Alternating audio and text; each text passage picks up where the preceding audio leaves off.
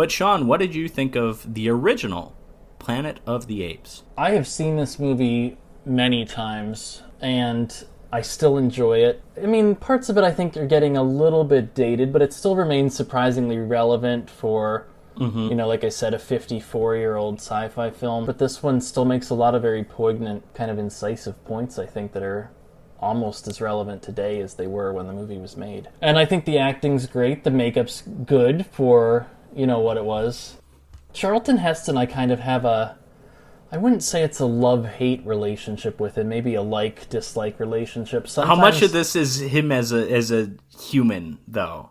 Because as a person? No, it's not. Even if I remove him and his politics from it, because I don't have defenses for some of the stuff he did with the NRA and stuff. His acting sometimes is very kind of stilted or melodramatic when it doesn't need to be. Okay. I think I mentioned to you when we were talking, before the episode, that I rewatched Soylent Green a couple months ago because it's set in 2022, and one of the things I haven't recorded that yet, so I haven't watched it recently. But that was our previous week's episode. Okay. So when this episode comes out, I will have seen that movie quite recently. But it's also good. I like it, but Charlton Heston tends to do a lot of kind of over the top yelling. It's a madhouse, that stuff. Yeah, over the top, throwing his arms around, gesticulating. Sometimes it's just a little bit too much. So I think sometimes he just goes overboard with it. Kind of like Nicolas Cage kind of has a reputation for nowadays. Charlton Heston, I just think sometimes he was the pre-Nicolas Cage. He's too melodramatic, too over the top. Well, I do think, speaking of Charlton Heston, we kind of mentioned the epic films that kind of where he made his name. I do remember thinking, eventually watching Ben-Hur, and because that was a movie, that movie won a ton of Oscars. He won the Best Actor Oscar for that. And a lot of older movies, you can see them, and it's like, okay, this was considered a great performance for the time. It's really not a great performance now. Some of them really do hold up. Yeah. I thought Heston's performance in Ben-Hur really didn't hold up. I didn't think that was great by today's standards. I did think, though, eventually seeing the Ten Commandments, I thought he was great in that. Okay. So I don't think it's a thing I have with Heston specifically, because I have seen Heston be very good. And I do think Planet of the Apes, I don't think it's a world-class performance, but I think he's good. I think he's... my least favorite scenes with him are early on, the stuff we kind of skipped over. I mentioned it briefly, but when he's kind of talking to Landon, they're journeying through the desert, he's just weirdly...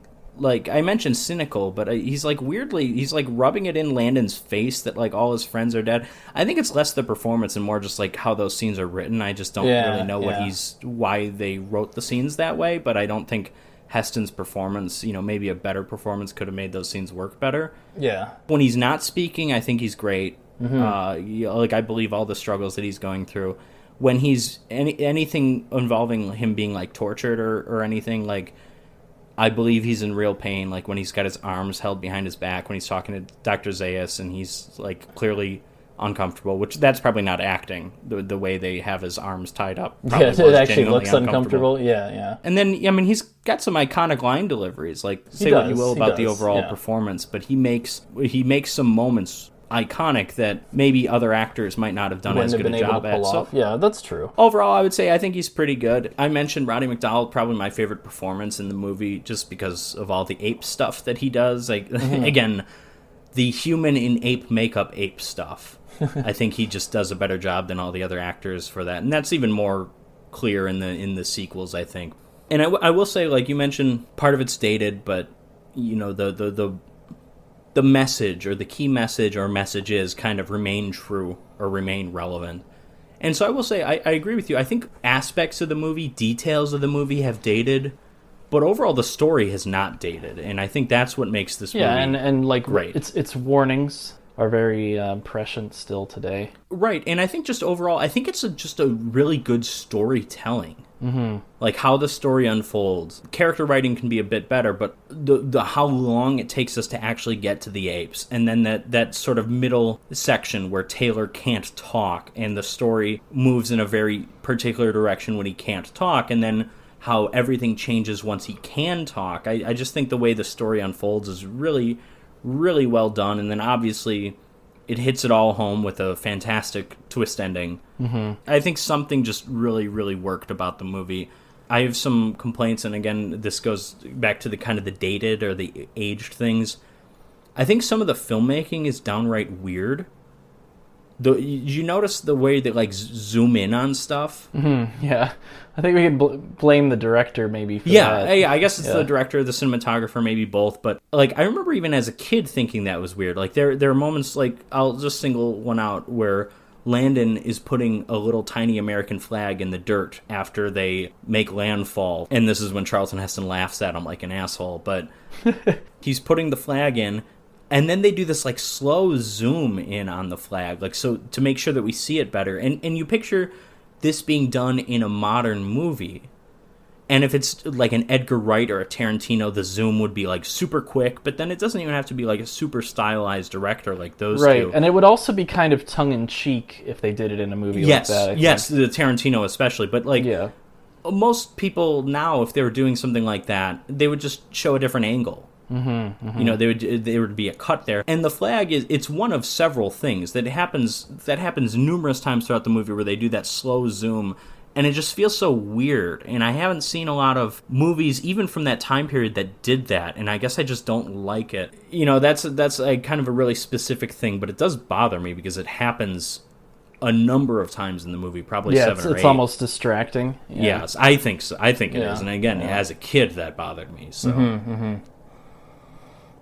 But overall, great movie, great storytelling, great makeup for the time. Classic for good reason, I would say. An excellent score, too. I don't think we said enough about how great the Jerry Goldsmith score is. Even though there's some weird music kind of early, the scene where they're kind of stumbling down the mountain is some of the weirdest music I've ever heard in a film, and I'm just going to blame the late 60s for that. Yeah. But the rest of the score is fantastic. Well, Jerry Goldsmith is actually known for doing... I mean, he's known, for all his classical stuff, but he's also known for being rather avant-garde from time to time. I know he did the score for Alien as well, which is considered, quite kind of groundbreaking in terms of its use of...